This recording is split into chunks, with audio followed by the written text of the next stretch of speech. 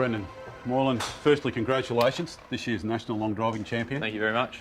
How long have you been doing this? 2006 you started? Yeah, started in 2006 when a friend introduced me to it. He saw it on TV and said, "Oi, you're a long hitter, get into this." The first time you really had a serious go, you almost won the national title, but you've won it 3 times now. Must be a thrill to have won it that many times. Yeah, look, it's a fantastic buzz. When I first got into it, I lost the Australian finals by just over a metre, and yeah, I was hooked. It's an adrenaline rush. Everyone loves hitting their driver, and I have the pleasure of being able to hit it, further than most. So Brendan, I use a stiff shaft in my golf club. It's a standard length. What sort of setup do you have in your drivers? Well, what we're using as opposed to the average golfer is we're trying to create a good angle through our body. So we're using lofts as low as 4 and 5 degrees. Some guys might use 6 or 7 depending on maybe a tail breeze. But we're also using 2, 3 and 4x shafts. They're also a little bit longer. Wow. So it's just a matter of trying to set up the right shaft head combination for the way you swing it, and then also try and dial that into the conditions that you're going to be up against on the tee. So it really is a specialty thing having a long driving golf club itself. I get mine from Callaway, and if someone else wanted to get into the sport, they'd obviously go through the Long Drivers of America website where they can get any of these heads that we compete with. Well, just looking at that head, it looks no different to what you see in the shop, other than the loft on it. Same loft. Obviously, I personally painted this one for representation of Australia at the World Finals with the Southern Cross. But yeah, it's a 5-degree head, and it does the same job, same weight at the back as the 440cc head that you'll find at your drum and golf store. And yeah, go grab one.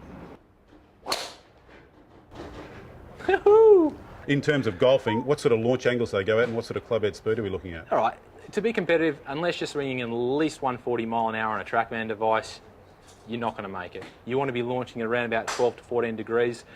Good smash factor of like 1.50 is optimal. Yep. You want to be coming in inside path, maybe a few degrees, and you definitely want to be launching on at least 5 or 6 degrees upward angle.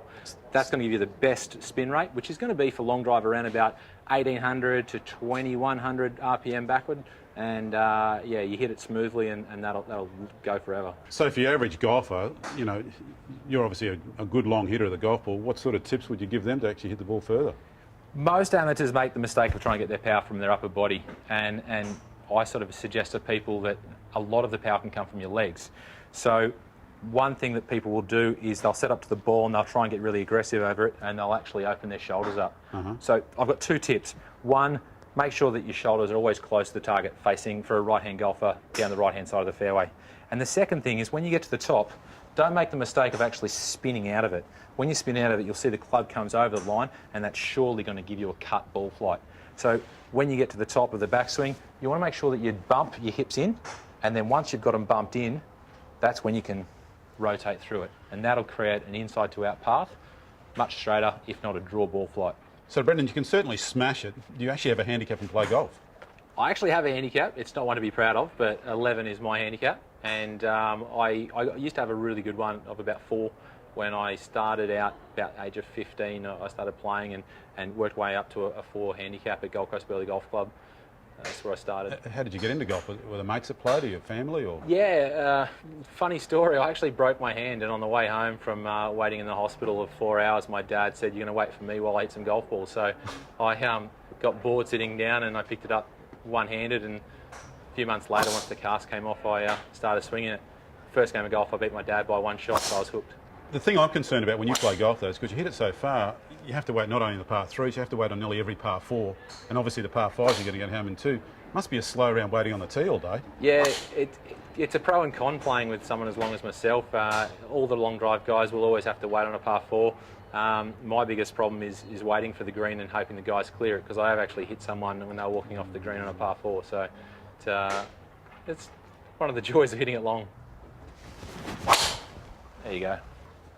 Now, I have seen on your website you've capable of hitting the Odyssey 2-ball putter up to 250 metres. Is that something you have to practice beforehand, or are you capable of doing that while you're practicing with the driver? It's a slight difference in length, but... What sort of loft's on the putter? About 3 or 4 degrees. Okay.